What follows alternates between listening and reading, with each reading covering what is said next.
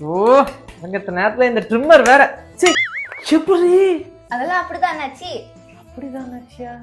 ஐ என்ன ஒரு புகையா வருது, சில்லுன்னு இருக்கு. என்னது இது? இதுதான் ஹியூமிடிஃபையர். எப்படி? அதெல்லாம் அப்படிதான் அண்ணாச்சி. நான் புடி. நல்லா இருக்கு. ஹலோ, நான் எங்க போற? கார் துடைக்கிறதுக்கு. சீ, நான் அப்படி. Wow nice. ஆமா எப்படி?